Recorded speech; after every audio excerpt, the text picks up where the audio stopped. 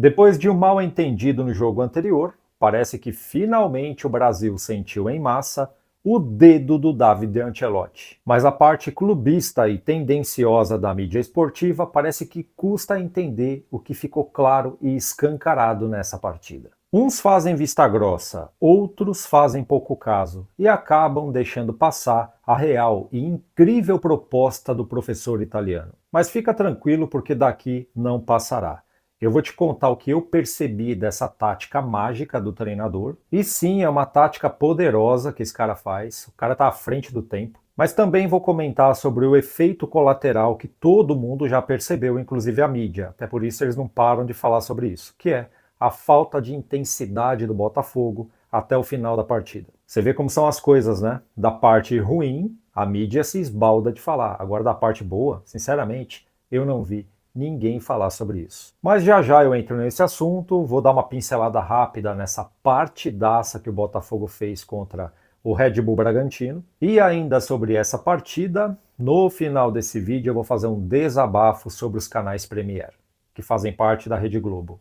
Na minha opinião, foi uma falta de respeito com os dois clubes. Olha, tamanha indignação que eu estou, é capaz que eu solte tudo agora, mas calma que eu já chego lá. Só que antes de continuar, eu gostaria muito de agradecer a cada um de vocês que participam dos vídeos aqui. Você que está chegando agora, se não me conhece, prazer, meu nome é Renato. Eu sou da mídia esportiva independente. Falo de futebol totalmente sem clubismo. E assim, esse humilde projeto chegou nos 50 mil inscritos, meu amigo. É uma marca muito especial para esse projeto aqui. E se você se inscreveu, muito obrigado por estar participando. Você que ainda não se inscreveu, por algum motivo, mas sempre está aqui assistindo os vídeos, deixando like, comentando. Eu agradeço muito a você também. E chegamos bem rápido nessa marca, viu? Você não tem ideia de como uma mídia independente demora para crescer nessas plataformas. Quando a gente se põe a falar de futebol de uma forma honesta, sem clubismo, transparente, meu amigo, é muito complicado.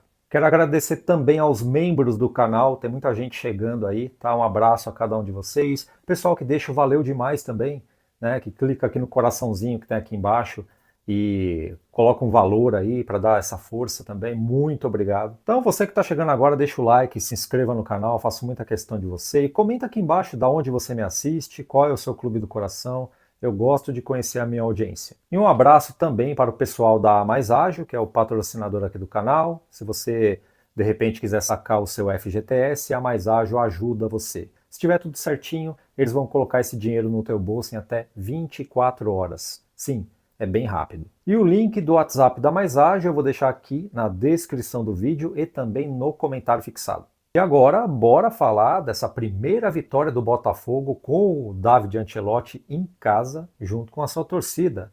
E que festa espetacular que a torcida do Botafogo fez, rapaz. Olha, sem clubismo, o estádio estava lotado, uma atmosfera espetacular, deu para sentir a energia aqui de casa, cara. De repente vai aquele cão, aquele mosaico em 3D do cão subindo, com o olho aceso, saindo fumaça, aquele fogo subindo. Cara, eu fiquei maluco.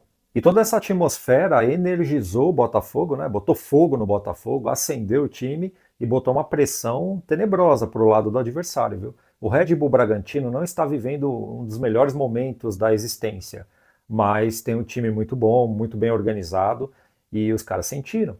Atacaram no começo, né? Até os 5, 6 minutos de jogo deu aí um trabalho para o John e no final do jogo. Nesse meio tempo, foi só Botafogo. Foi uma partida que terminou 2-0 para o Botafogo, mas o placar moral, a gente pode colocar um 5-0 tranquilamente. O samba começou com o menino Montoro, oportunista no sentido bom da palavra, né, que estava muito bem colocado quando recebeu a assistência do Vitinho. Esse garotinho Montoro é fora de sério. Ele só tem 18 anos e já está fazendo um inferno dentro de campo. Ele é muito bom de bola, cara. É um mini monstro. E pode ver, ele sai de campo com 5 quilos a mais, porque ele janta a zaga dos adversários. Eu vou fazer uma confissão aqui. Quando ele começou a puxar a bola para trás, na lateral, começou a rabiscar, depois passou para o Savarino, que deu uma cacetada e quase fez o gol. Naquele momento, quase, eu chamei ele de novo Messi. Mas parou aqui, ó. Mas segurei firme e não chamei. Porque esse tipo de coisa, convenhamos, mais atrapalha do que ajuda, né?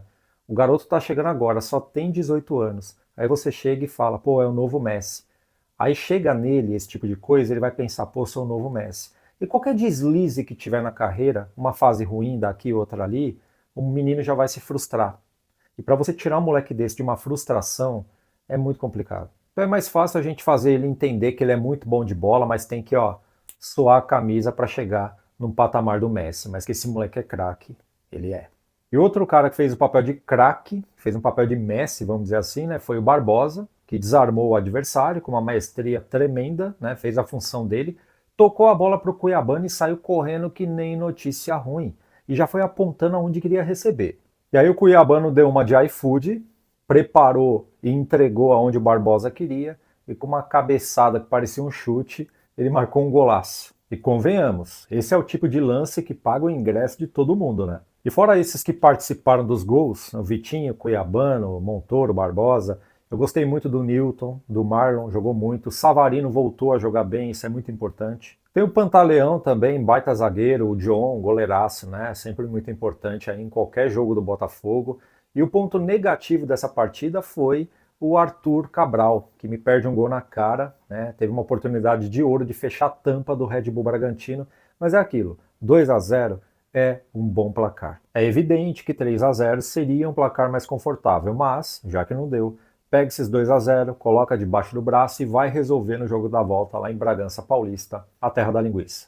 E agora chegou o momento da gente conversar sobre o que a mídia tendenciosa ainda não falou. Pelo menos, até agora, eu não vi ninguém comentar sobre isso. Eu me refiro à tática mágica do David Ancelotti. Eu nem estou falando do esquema cru, né, 4-2-3-1, até porque vários times usam isso aqui no Brasil, né, inclusive o meu São Paulo, na época do Zubeldia, usava o 4-2-3-1. Mas eu quero falar sobre a forma que o David Ancelotti faz esse esquema funcionar.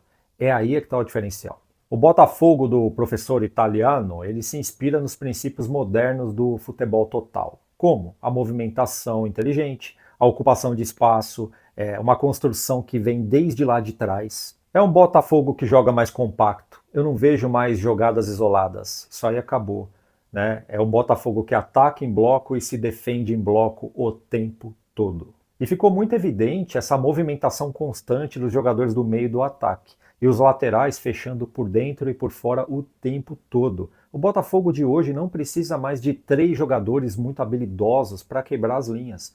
Eles estão quebrando linhas só com a movimentação dos jogadores. Isso é incrível, não é? Só que infelizmente nem tudo é perfeito. Isso tem um efeito colateral e você já sabe qual é. O Botafogo não consegue manter a intensidade até o final da partida. Isso aí exausta muito os jogadores que ainda não estão acostumados com o esquema do David Ancelotti, mas isso demanda tempo, demanda treino e tem que ter paciência. Seria legal o David Ancelotti fazer uma adaptação, tá? Eu recolho-me na minha insignificância como treinador, por favor, ok? Só que se eu fosse ele, a partir dos 35 minutos do segundo tempo, que é o tempo que o Botafogo cansa e começa a tomar os gols a partir daí, você percebeu isso aí também, né? Então, se ele apelar para o 4-4-2 tradicional com 2 linhas bem definidas para tapar os buracos do meio e forçar o adversário a jogar pelas pontas, ele vai ganhar muito com isso. Por quê? Porque dentro da área tem o Barbosa, que é alto pra caramba, tem um Pantaleão e tem o John, que pula mais que pipoca. Vai reduzir a quase zero as chances do adversário meter gol. Ah, Renato, mas isso é covardia. Não, não é. Covardia é você se recolher o jogo inteiro, como o Renato Paiva fez no Super Mundial. Aquilo não dá. E 4-4-2 tradicional não é um esquema covarde, é um esquema de juízo. Covardia seria um 5-4-1 com 3 volantes, né?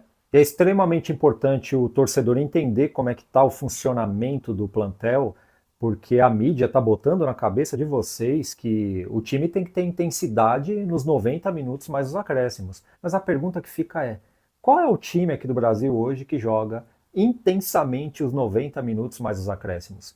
Eu não conheço. Bom, se eu errei em alguma coisa, por favor me corrija aqui no espaço dos comentários. Se você tiver alguma opinião, alguma pergunta, coloca aí também. E eu vou fechar esse vídeo com um desabafo. Uma situação que eu achei bem desagradável e eu queria compartilhar com você. Eu sabia que a partida ia passar no Premiere, né, que é um dos canais da Rede Globo, e quando deu o horário da partida eu liguei, né, coloquei no Premiere ali e estava arrumando algumas coisas e escutei o nome de jogadores do Palmeiras. Quando eu olhei para a televisão, estava no Premiere 1, né? Porque só ia passar Botafogo e Red Bull Bragantino. Não tinha nenhum outro jogo mais naquele horário. Mas no Premier 1 estava passando o VT da partida entre Palmeiras e Grêmio, que rolou no final de semana. Cara, só estava passando a partida entre Botafogo e Red Bull Bragantino naquele horário. Por que que a Rede Globo vai colocar um VT de jogo no Premier 1? Parece até uma crítica vazia, sem fundamento, mas que fique bem claro. São nesses pequenos detalhes que a gente vê a importância que eles dão ou não para cada um. Se fosse Palmeiras, Flamengo, Corinthians, será que eles iriam colocar essa partida no Premier 2 e deixar um VT rolando no Premier 1? Mas enfim, é só esse desabafo mesmo, não achei legal, achei um desrespeito com os dois clubes. Então é isso, se você não deixou o joinha, deixa o joinha aí, se inscreva no canal, faço muita questão de você, independente do clube que você torce, ok? E se você puder, aqui no espaço dos comentários, puxa para o lado e clica no botão Hypar, se ele aparecer para você, claro, né? Ele ainda não aparece para todo mundo. Mas se aparecer para você, lá ele, dá uma dedada nele para mim. E até a próxima.